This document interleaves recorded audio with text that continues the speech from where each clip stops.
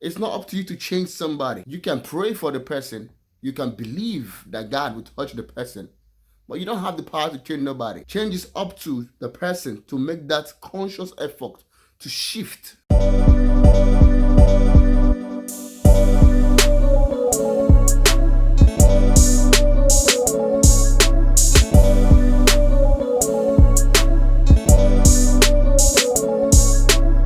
What's good, winning family? Welcome again to another beautiful video. My name is Dan, and this is the Infinite Winners Relay channel, where we delve into our minds and try to configure ourselves in attaining a successful relationship. As you can see by the title, today is been on the analysis phase, trying to figure things out, but it's about time we spoke about it. About time. Well, let's dive into it real fast. And there are six things I want to bring to your attention today. I need you to pay attention to these 6 things. Each and every one of them actually have an impact in the success of your relationship. The first and the most important thing that you need to actually understand as an ingredient to facilitate a successful relationship or your relationship, whatever you're going into. I want to talk about success in a relationship. I'm talking about an overall success. I'm talking about from the dating phase to the relationship phase, through the engagement phase, through the marriage phase, and long term. I'm not talking about 2 years or 1 year. I'm talking about we're looking at long term longevity. How to kick off with setting up a right standard and getting to the end of the goal. We're not starting and finishing after a short period of time. That's not the goal. So you need to be able to understand these particular items. First thing first, you need to make sure yourself and the individual you're getting into relationship with share the same spiritual belief.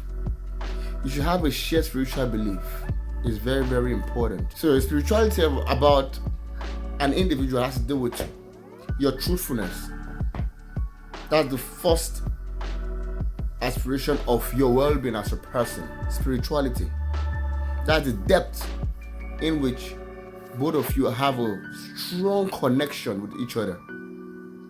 Now, the mistake that I see a lot of people make is people are just so consumed on the innate phase, which is the soul. Your soul. That's the secondary phase. People don't tap deep into their spirit. And that's one of the major reasons why people getting married to the wrong people, or people actually meeting the wrong people, because you're not tapping into the spiritual realm. And there are people that don't believe in spirits or don't believe in the spirituality about life and matter. And I just want you to have an openness about this fact, because listen, as a person or as a living vessel that exists with oxygen in your body, right? There are three well-beings that establish you as a person. 1 is the spiritual well-being, 2 is the innate, which is the soul, and 3 is your physical well-being, which is your body. And the strongest is the spirit, but that's the connection phase. So that's the connection phase that connects you to that person on a spiritual level, not just what you see, but you guys are tapping into something deeper, something that is like a wellspring, something that's favorable. So both of you need to have a shared spiritual commitment with each other. Having a person that, maybe one person is like, maybe you a Christian, the other person is like, don't believe in God or whatever. It's very conflicting. I'll be honest with you. The issue with us is we don't want to say the truth to ourselves, and we just want to go past it and be like, oh, don't worry, I'll try and change this person, I'll try and do this. No, it's not up to you to change somebody. You can pray for the person, you can believe that God will touch the person, but you don't have the power to change nobody. Change is up to the person to make that conscious effort to shift. So you need to be able to understand this strong aspect before you delve into a relationship. If you guys don't want to actually have any spiritual entities, that's all good. But I indulge you to try and tap into this and talk about the power of manifestation. That's what we're talking about. How to understand where your spirituality is coming from. What's the root? What's the background? What's the source? You need to have that, and both of you have to share that particular stuff. And that's the first most important thing that you need to understand. If you really want to attain a successful relationship, if you guys are not tapping into that spiritual realm to commit to each other, then it's gonna be a problem. The second part has to do with your purpose in life. Your purpose. You need to have a strong alignment of purpose together.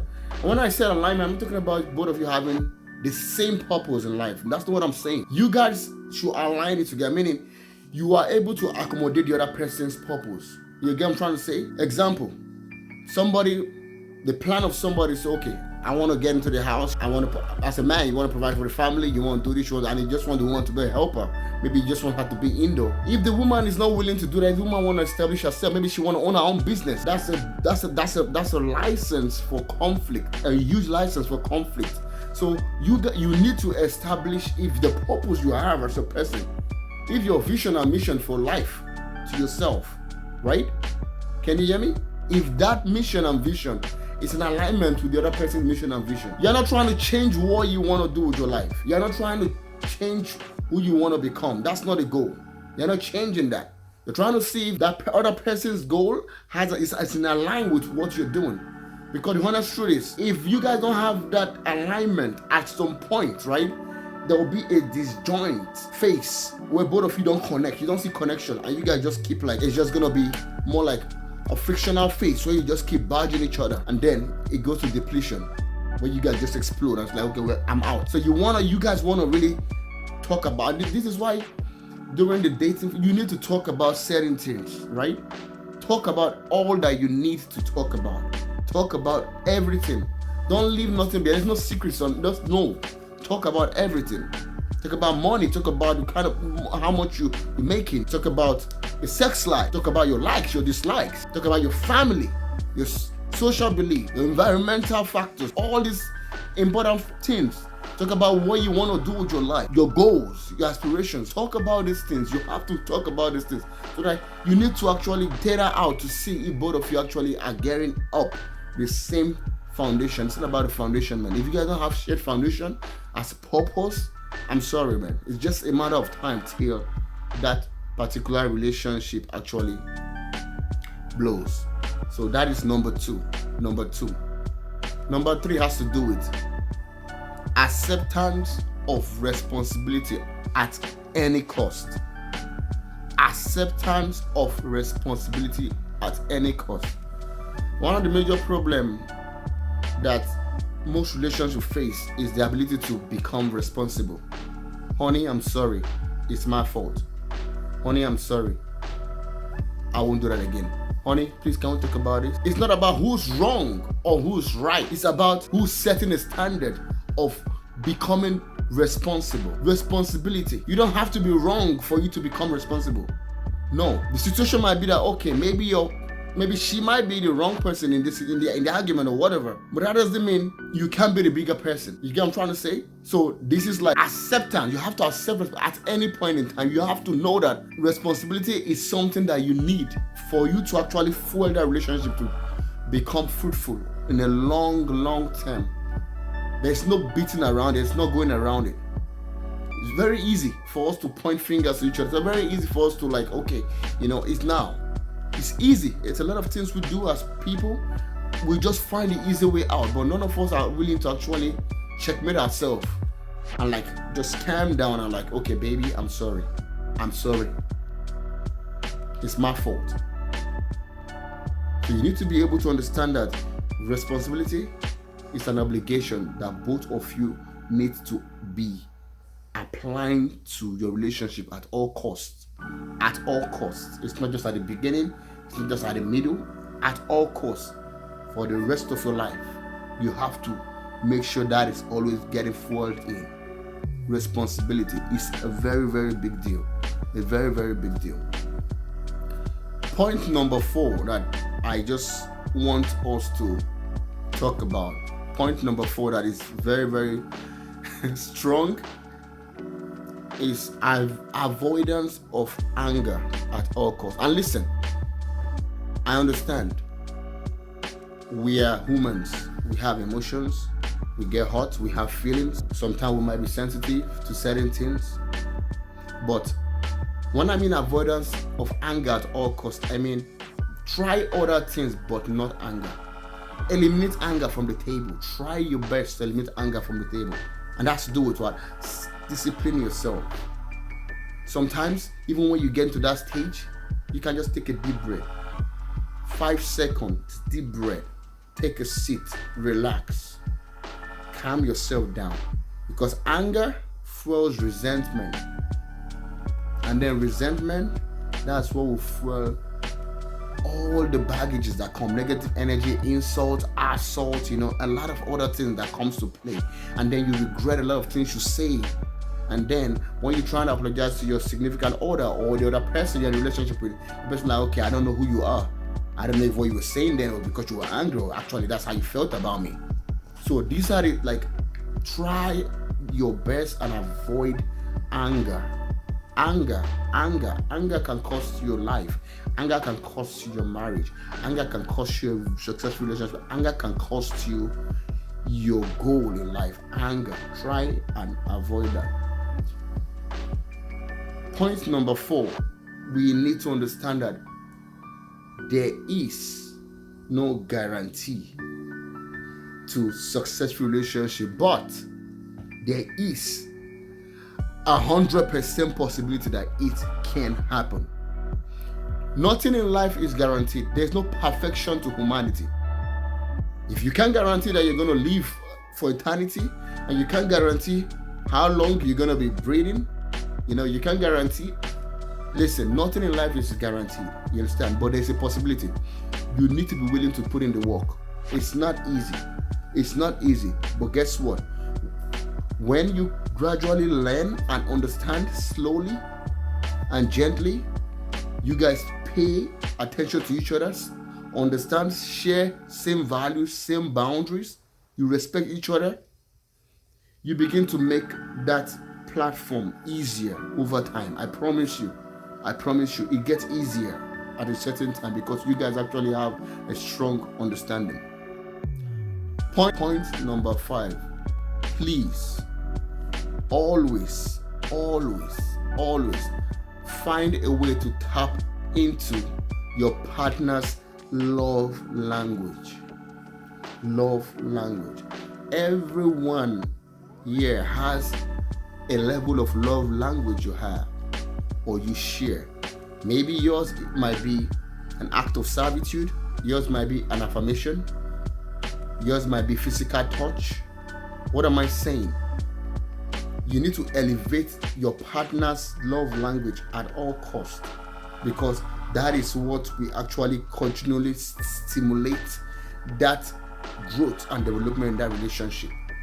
If your partner loves to affirmation, meaning always you I love you, baby. You text the person at the job, you send a picture like an emoji or something, and be like, I'm missing you. Like, those little things. Or maybe it's gifting. Maybe your partner love gifts when you give them gifts. You understand? You get gift from them, you surprise them, you take them out. Or if it's service, act of servitude. You go to the laundry for them. You guys, you go shopping, you surprise them by cleaning the room. You help them set up their bathroom when you're going to take a shower. That is a very, very big deal, because that actually creates a more connection in the relationship. It fuels and propels the relationship long term. And listen, these are valuable attributes you need to continually keep doing. It's not something you start today and end tomorrow. These are things you have to keep doing for the rest of the relationship, for as long as you want this relationship to continue to grow. As I said, guys, these attributes you need to consistently and consciously always implement in your relationship, irrespective of whatever. Always be conscious of your spiritual beliefs, because that actually binds you guys on a different level, on a more spiritual level. You get it? That's very, very important. And also be conscious, your purpose, your shared goals, your dreams. You have to be there has to be an alignment. It has to be aligned together. You can't be person's going left, the other person going right. Okay, let's see, hopefully we'll meet. No. That's when you back it up with a spiritual belief. That's when you have God at the center of a relationship. He's in the beginning, right? Then he's going to be the one leading and following everything. That's why you need him first. So you need to have that likeness in spiritual belief. You understand what I'm trying to say? And the responsibility, as I said, is very essential. Very essential at all costs. Very essential. And the fourth thing you need to understand is the anger. You have to avoid it at all costs. Better to feel hurt. And then when you feel hurt, you're a little vulnerable to that person, right? Better to feel like, you might be disappointed in the person by their action than anger. Anger fuels resentment. And there's a lot of stuff that goes on from there. You don't want that. Next is understand that there is no perfection in anything. There's no perfection, but we all learning, and you keep walking towards perfection. You and your partner, you and your significant other in a relationship can be perfection to each other. Iron sharpened iron. Both of you need to be able to open yourself up and be honest with each other in this situation. Express yourself. You have to do it. It's very, very important. It only takes two. If you don't agree, both of you cannot grow together. So you need to understand that part, and also be ability to tap into each other's love language. I'm telling you, people don't understand this, that it's very, very strong. Your love language is a big deal. It's a big deal. You need to understand that. For the realm of the energy, there's a source. If you keep pointing into each other's love language consistently, it now becomes a habit, a regular stuff. It's not more something you have to think of doing. And that is what you want every one of these steps to become. The goal is to make each and every one of these steps become a lifestyle over time. It's not going to be, I'm trying to know. It's like a habit. And then it becomes a lifestyle. So it's like more like a second nature. This is what I need to do. Your subconscious, like, okay, yes, we're doing this today. You're not even thinking about it. It's what you need to do. And I tell you guys, these 6 fundamental characteristics, if you continually pay attention to these things and pour yourself more, because you have to avail yourself to these things, I promise you begin to see significant changes over time. Because there are a lot of things that these particular factors will help you guys stimulate and change for the good. I promise you. All right, once again, man, thank you so much for your time. I really appreciate it. It's a pleasure. If you think this was helpful to you, please, I will appreciate you to subscribe, like the video, comment, and share what I'm to talk about. Don't forget, guys, keep winning. Keep winning.